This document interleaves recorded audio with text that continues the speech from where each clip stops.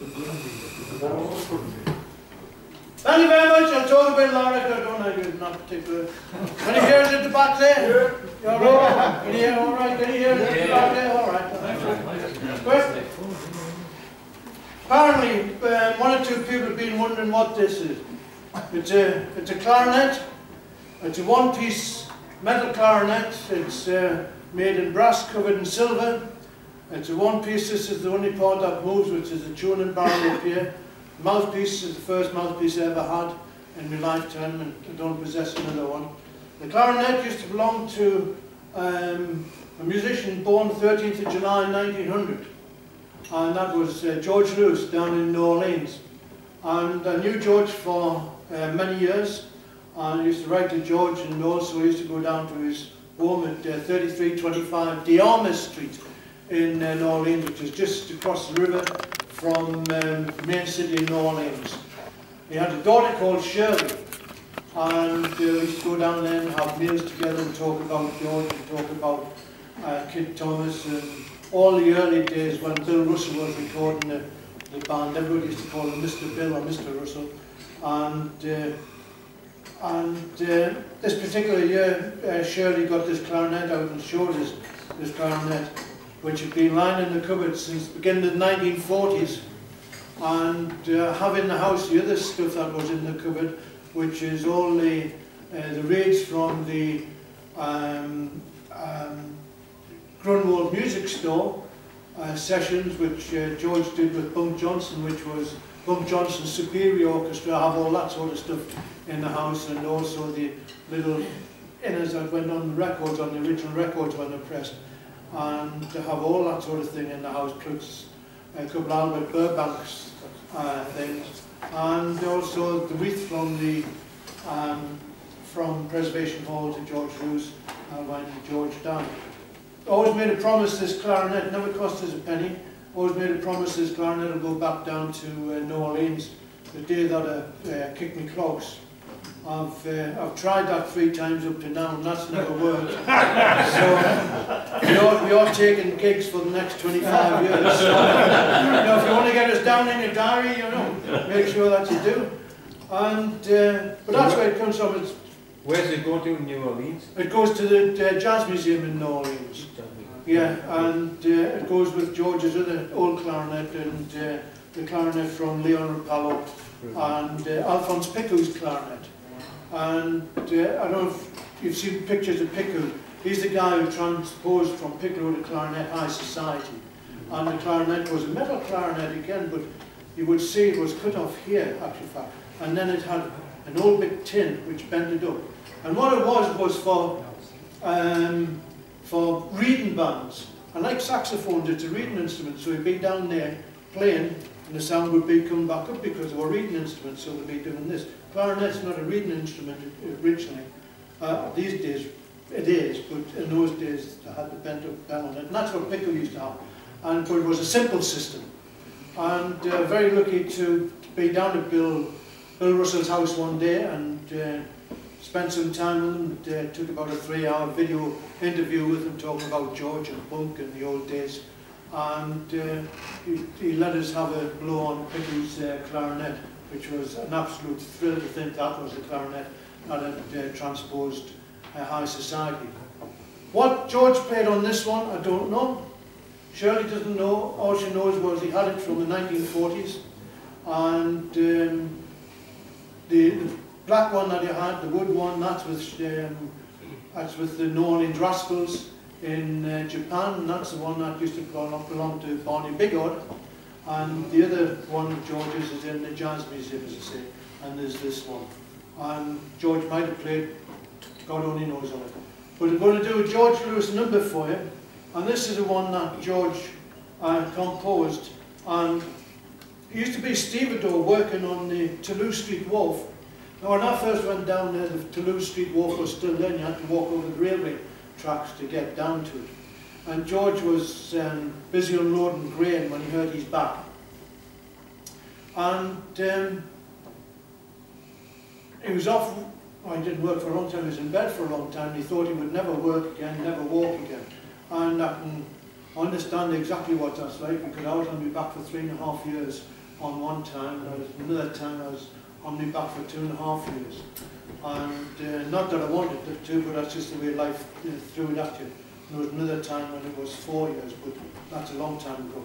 And George had composed this tune, and when his friends came around, Lawrence Marrero, banjo player, whose daytime job was a postman, and his other friend who made pipes and also made pillowcases and what do you call them, bedspreads, not that you lie on, what do you call them?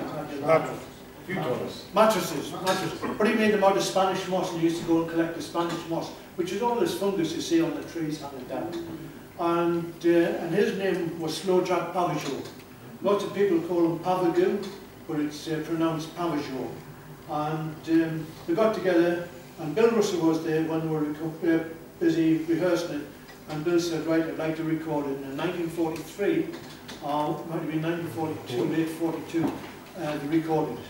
And this was, there was many versions of it came out, but I prefer the original version as it came out, and because it's a 12-bar blues that starts off, and it's Gundy Street Blues. Okay?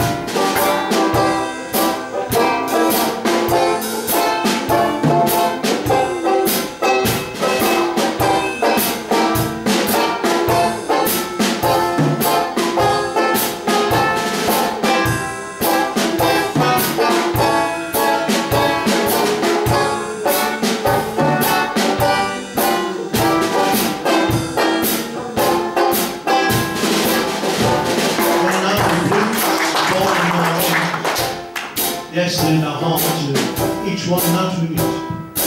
Yes, each one that we meet. Said now the blues born in New Orleans. Yes, in the heart of each one that we meet. Sometimes they make you sing, sometimes they make you cry. As you go and you walk down there on Burgundy Street. Now you know how to lose in Burgundy, where to you things may seem just a little bit wild. Yeah, it's down there on Toulouse and Burgundy, where to you things may seem a little bit wild. But each and every one, well, they're having their fun, just like it should be done, right down to the smallest child. That's a life you'll find when you walk down on Burgundy Street. Now St. Peter Street is Orleans and Sedan, and then there's Domain. Let's go back up the street again. There's St. Peter Street, Orleans, Sedan, and then Domain.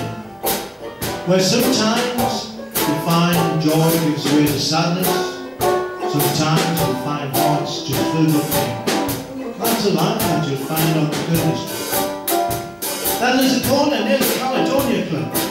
Yes, where the parade band will start and end. I mean its way down slow drives hang out and sides that tumble in.